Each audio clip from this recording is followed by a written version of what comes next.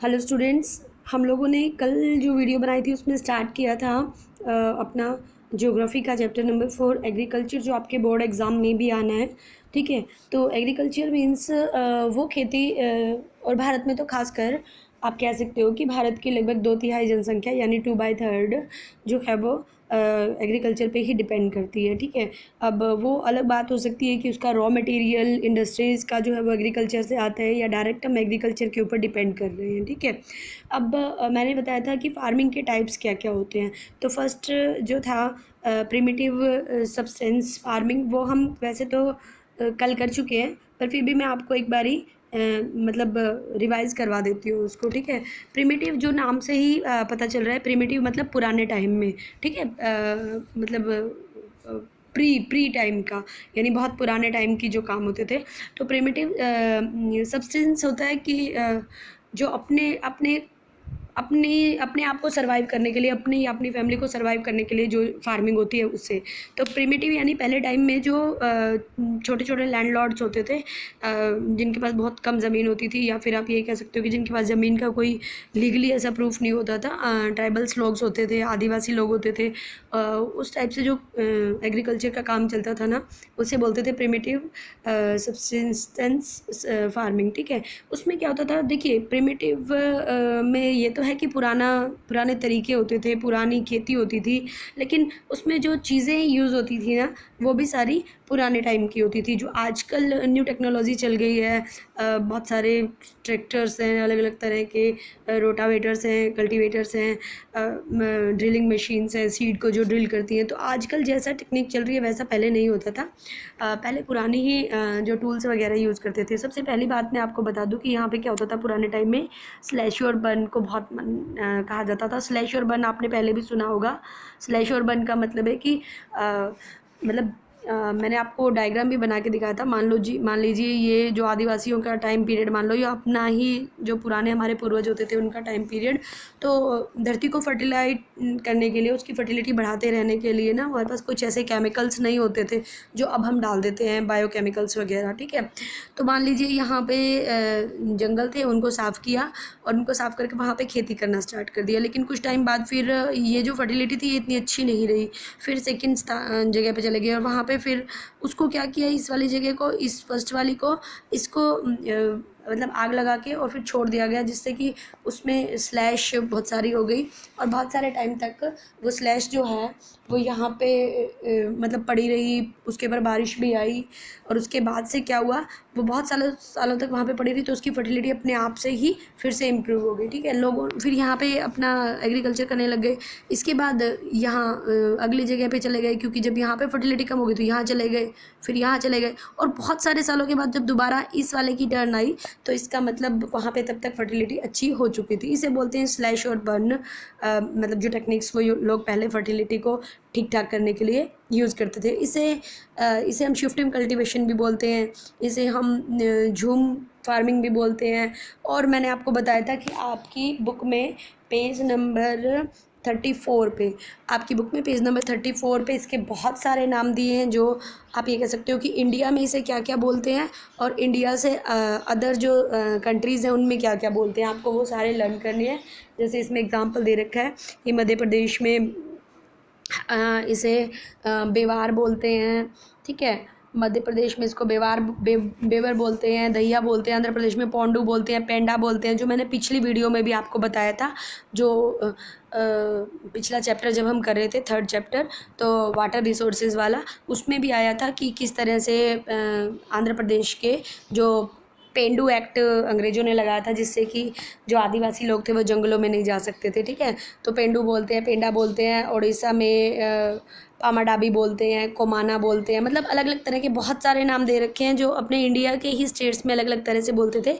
और दूसरे देशों का भी बात आ रखी है, उसमें बोल रखा है कि मैक्सिको में और जो सेंट्रल अमेरिका है उसमें उसे मिल्पा बोला जाता है। वेनेजुएला में कोनू को बोला जाता है, ब्राज़ील में उसे रोको बोला जाता है, अफ्रीका में मसोले, इंडोनेशिया में लदान, वियतनाम में रे। इस तरह जो शिफ्टिंग कल्टीवेशन है या स्लैश और बर्न है या झूम कल्टीवेशन है, इसको अलग अलग नामों से हर जगह पे बोला जाता है। और वो हमारे पुराने टाइम की प्रिमिटिव सब्सिस्टेंस फार्मिंग होती थी, जिसमें लोग पुराने ही तरीके यूज़ करके और फार्मिंग किया करते थे, ठीक है। फिर धीरे धीरे देखिए थोड़ी सी पॉपुलेशन बढ़ी, थोड़ी सी फिर हमारी टेक्निक्स बढ़ी, तो हमने नया जो है प्रोग्राम स्टार्ट कर दिया, जिसको सेकंड जो टाइप हमारा आया वो आता है इंटेंसिव सब्सिस्टेंस फार्मिंग। इंटेंसिव का मतलब आप कह सकते हो कि जिससे मतलब बहुत ज़्यादा, ठीक है, बहुत ज़्यादा जिसे हम कह सकते हैं, बहुत ज़्यादा कंजस्टेड सा मान लो आप उसको, ठीक है। अब और वो भी किस लिए है देख लीजिए, आप उसे कह सकते हैं कि वो भी इसलिए है कि जिससे कि सिर्फ इतना काम चल सके। बहुत ज़्यादा तो बम्पर तो पैदावार हो रही थी, बहुत ज़्यादा हो रही थी लैंड मास के अकॉर्डिंग, लेकिन सिर्फ इतनी हो रही थी कि काम चल सके, क्योंकि लोग ज़्यादा बढ़ गए थे। देखिए वो क्यों स्टार्ट हुई, हाई पॉपुलेशन थी, लोग, जनसंख्या बढ़ गई थी। अब जनसंख्या बढ़ गई है लेकिन जो लैंड मास है वो कम है। मान लीजिए हम 4 भाई हैं, ठीक है, या मेरे पापा एक भाई थे, उनको इतनी ज़मीन मिली हुई थी, फिर हम 4 भाई हुए तो हमें 1 2 3 4 हमें इतनी ज़मीन मिली, ठीक है। अब हमारे भी 4 बच्चे हो गए, ये लो, अब वो ज़मीन का टुकड़ा और वो हो गया, तो क्या हुआ, ज़मीन तो बढ़ी नहीं ना घटी, लेकिन पॉपुलेशन इतनी बढ़ गई कि यहाँ तो पहले तो इस एक में एक सिंगल फैमिली सर्वाइव कर रही थी। फिर क्या हुआ उसके बाद, फिर जब आप ये कह सकते हो कि मतलब मेरे पापा के 4 बेटे हुए, तो उन्होंने इतनी इतनी ज़मीन में सर्वाइव करना स्टार्ट किया। फिर जब उनके 4 बेटे हुए तो उनको और छोटा ज़मीन का टुकड़ा मिलना शुरू हुआ। लेकिन देखो फैमिली बढ़ रही है और ज़मीन घट रही है, ठीक है। तो इससे क्या हुआ कि प्रेशर हो गया किसके ऊपर, लैंड के ऊपर। कौन सी लैंड के ऊपर, जो एग्रीकल्चर लैंड थी, ठीक है। तो इसीलिए उस थोड़ी सी ज़मीन में जो ये थोड़ा सा टुकड़ा लोगों को मिला ना, इस थोड़े से टुकड़े को ही इतनी पैदावार करनी थी कि पूरी बड़ी फैमिली का काम चल सके। क्योंकि आप ये बात समझ लीजिए कि जब मेरे फादर के पास इतनी ज़मीन थी तो हम छोटी सी फैमिली थे और इतनी ज़मीन में काम चल रहा था। फिर जब हम 4 भाई हुए तो हमारे पास इतनी ज़मीन हुई, सबके पास अलग अलग, और उसमें काम चला। फिर अब इनके भी 4 हुए, फिर उनके भी 4 होंगे, लेकिन देखो ज़मीन तो उतनी ही है, बल्कि और छोटा टुकड़ा मिल रहा है ज़मीन का, और भी छोटा पार्ट मिल रहा है। लेकिन जो पॉपुलेशन है वो बढ़ रही है, प्रोडक्शन बढ़ानी पड़ेगी, तो इसी ज़मीन में और ज़्यादा केमिकल यूज़ करो, लेबर यूज़ करो। लेबर इन द सेंस, अब छोटी जो ज़मीन का टुकड़ा है उसके लिए बड़ी बड़ी मशीन मंगवाओगे तो बचत कहाँ से रहेगी, ठीक है। अब छोटे से टुकड़े में जो कोई अगर मशीनगिरी आती है, कंबाइंस आती हैं या कुछ भी आता है, तो वो उसमें आ नहीं सकती, अच्छे से यूज़ नहीं हो पाएगी। और अगर चलो बाई चांस कहीं से एंट्री करवा के यूज़ करवा रहे हैं तो उससे कुछ फ़ायदा नहीं होने वाला, क्योंकि उतना तो उसमें खर्च पड़ जा रहा है, ठीक है। तो लेबर जो होते हैं, माइग्रेंट लेबर जैसे आते हैं चावल उगाने के लिए, धान की पैडी उगाने के लिए आते हैं, या शुगर केन को साफ़ करने के लिए आते हैं, वो सब जो आ रहे हैं उनकी ज़रूरत पड़ती है, ठीक है। और हैवी डोज ऑफ बायोकेमिकल, अब उस छोटे से टुकड़े को जब हमने ज़्यादा प्रोडक्शन करनी है उस छोटे से टुकड़े से, तो हम उसमें बहुत सारा बायोकेमिकल डालते हैं ताकि इतनी ज़्यादा प्रोडक्शन हो सके कि अपना काम इजीली चल सके, ठीक है। अब आता है नंबर 3 जो फार्मिंग है वो है कमर्शियल। अब लेकिन यहाँ एक गलती है कि यहाँ सब्सिस्टेंस नहीं लिखते। सब्सिस्टेंस लिखते हैं तो वो सिर्फ उतना काम चलाता है जितना अपने लाइफ को सर्वाइव करने के लिए फार्मिंग हो, लेकिन कमर्शियल फार्मिंग का नाम ही कमर्शियल है। कमर्शियल इन द सेंस कि इसको जो हम कर रहे हैं वो इतनी ज़्यादा बम्पर पैदावार कर रहे हैं, इतनी ज़्यादा पैदावार कर रहे हैं कि जिसको हम क्या कर रहे हैं, बाहर बेचने के काम कर रहे हैं, और जिससे अपना काम अपनी प्रोडक्शन ज़्यादा हो रही है, अपने पास इनकम ज़्यादा हो रही है, अपना इकोनॉमिकल लेवल ज़्यादा अप हो रहा है, ठीक है। अब कमर्शियल में क्या होता है, सबसे पहले आप कह सकते हो कि HYV सीड्स का यूज़ होता है। अब HYV सीड्स क्या होते हैं, देखिए, हाई यील्डिंग वैरायटी। वो सीड जो हैं वो पानी ज़्यादा मांगते हैं, ठीक है, पानी ज़्यादा मांगते हैं, लेकिन ये इस तरह से मिक्स ब्रांड बना रखी होती है जिससे बहुत ज़्यादा बम्पर पैदावार होती है। बेशक उसकी क्वालिटी लो होगी लेकिन पैदावार बहुत ज़्यादा होती है, प्रोडक्शन बहुत ज़्यादा होती है, ठीक है।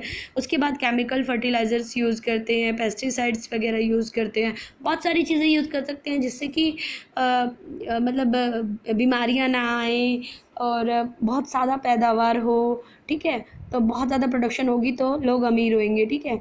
अच्छा, जैसे एक बात समझ लीजिएगा, अच्छा इसमें क्या था, हाँ, commercial of agriculture varies from one region to another. ये बात मैं आपको समझा देती हूँ क्या है इसका मतलब, ध्यान से सुनिएगा। जो कमर्शलाइजेशन है, कमर्शलाइजेशन मतलब जो एक तरह से आप ये कह सकते हो कि जो खेती ऐसी है जिसको हम बेचने के लिए यूज़ करते हैं, बहुत ज़्यादा पैदावार करते हैं, उसको बेचने के लिए यूज़ कर रहे हैं, ठीक है, तब ताकि अपने पास इनकम आए। वो हर जगह में वैरी करती है अलग अलग सिचुएशंस पे। अब इन्होंने एग्जांपल दिया है, जैसे राइस और वीट का एग्जांपल ले लीजिए। अब ये बात ध्यान से सुनना, बहुत ध्यान से, ठीक है, कि जो राइस है या जो वीट है, अगर हम बात करते हैं अपने नॉर्दर्न इंडिया की, यानी कि हरियाणा और पंजाब की, हरियाणा और पंजाब में राइस इतना ज़्यादा उगाया जाता है कि वो दूसरे देशों में भी मतलब भेजा जाता है, ठीक है। अब दूसरे देशों में भी क्योंकि वो भेजा जाता है, आप ये कह सकते हो कि एक्सपोर्ट किया जाता है दूसरे देशों में, इतना ज़्यादा राइस उगाते हैं, तो राइस हमारी कमर्शियल फार्मिंग है, ठीक है। अच्छा, गेहूँ भी हमारी, वीट भी हमारी कमर्शियल फार्मिंग में आती है। लेकिन सेम जो पोजीशन है राइस की, अगर वो उड़ीसा की बात कर रहे हैं या अदर जो स्टेट है जिसमें राइस की प्रोडक्शन कम हो रही है, लेकिन वहाँ लोग खाते ज़्यादा हैं, ठीक है, खाते तो हम भी हैं लेकिन वहाँ कुछ ज़्यादा ही खा रहे हैं, लेकिन प्रोडक्शन बहुत मतलब उतनी हो रही है जितना वहाँ के लोगों को चाहिए, तो उसको आप लोग कमर्शियल फार्मिंग में नहीं रखेंगे, ठीक है। तो कमर्शियल फार्मिंग ऐसा नहीं है कि अगर राइस है तो वो पूरे भारत में एक जैसी है, अलग अलग सिचुएशंस डिपेंड कर रही हैं कि कहाँ पे कितनी प्रोडक्शन हो रही है और कहाँ पे कितना यूज़ हो रहा है, ठीक है। तो अगर हम वीट का ही एग्जांपल ले रहे हैं तो वीट हरियाणा, पंजाब, उत्तर प्रदेश में ज़्यादा होता है, इतना ज़्यादा कि हम उसे एक्सपोर्ट करते हैं।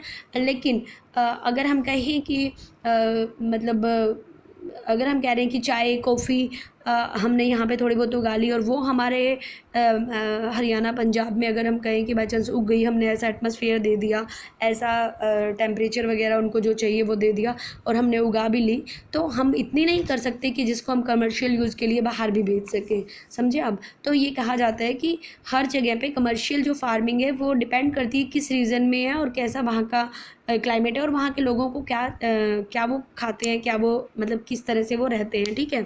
अच्छा, आगे इनका एग्जाम्पल इन्होंने दे रखा है, जैसे इन्होंने कहा है कि हाँ जी, जैसे इन्होंने कहा है कि in India the tea, coffee, रबड़, पेज नंबर 35 पे है पिक्चर्स के ऊपर, in India tea, coffee, rubber, sugar cane, banana etcetera are important plantation crops. कि भारत में अगर हम कहें तो चाय, कॉफ़ी, रबड़, गन्ना और बनाना वगैरह जो हैं वो बहुत ही ज़्यादा इम्पोर्टेंट हैं प्लांटेशन के हिसाब से। और अगर असम और जो नॉर्दर्न बंगाल है उसकी बात करते हैं तो चाय, कर्नाटक में कॉफ़ी, ठीक है। और अगर हम कहें कि कमर्शियल उसमें अगर हम उसको यूज़ कर रहे हैं तो इसीलिए अगर हम उसे कमर्शियल देख रहे हैं इन सारी चीज़ों को, तो हमें ट्रांसपोर्ट वगैरह की, कम्युनिकेशन की, इन सब चीज़ों की भी बहुत ज़्यादा ज़रूरत पड़ती है और इससे हमारी जो इकनॉमी है वो उस लेवल पे भी थोड़ी सी इम्प्रूव कर जाती है, ठीक है। तो कुल मिला के मैंने आपको फ़िलहाल जो है वो पहले टाइप्स ऑफ फार्मिंग बता दिया है। टाइप्स ऑफ फार्मिंग में आप कह सकते हो कि टाइप्स ऑफ होती हैं 3 टाइप में आप कह सकते हो। पहली primitive subsistence farming, second intensive. Primitive में पुराने ही औजार यूज़ करते हैं, पुराना ही तरीका यूज़ करते हैं जो पुराने टाइम से चला आ रहा है, लकड़ी का हल या सीड करने का, ऐसे बस हाथ से खिंडा देना या ज़्यादा ज़्यादा आप ये कह सकते हो कोई केमिकल्स का यूज़ ना करना। पुराने टाइम में यही होता था, ज़्यादा केमिकल यूज़ नहीं करते थे, मानसून वगैरह पे डिपेंड रहते थे, स्लैश और बर्न एग्रीकल्चर होती थी, ठीक है। और जो इंटेंसिव आई उसमें ज़मीन का टुकड़ा छोटा रहा, बहुत छोटा रहा, लेकिन उसमें पैदावार ज़्यादा करनी पड़ी क्योंकि पॉपुलेशन बढ़ गई थी, ठीक है। फिर कमर्शियल जो है उसको आप सबसिस्टेंस नहीं कहेंगे क्योंकि कमर्शियल जो है वो होती है जिससे बहुत ज़्यादा प्रोडक्शन हो और हम उसे एक्सपोर्ट भी कर सकें और अपना इकोनॉमिक लेवल बढ़ा सकें। अब जो नेक्स्ट आएगा, अपना जो टॉपिक आएगा वो हम करने वाले हैं क्रॉपिंग के पैटर्न क्या क्या होते हैं और अपने भारत की जो मेजर क्रॉप्स हैं उनके बारे में पढ़ेंगे, ठीक है। Till then, thank you.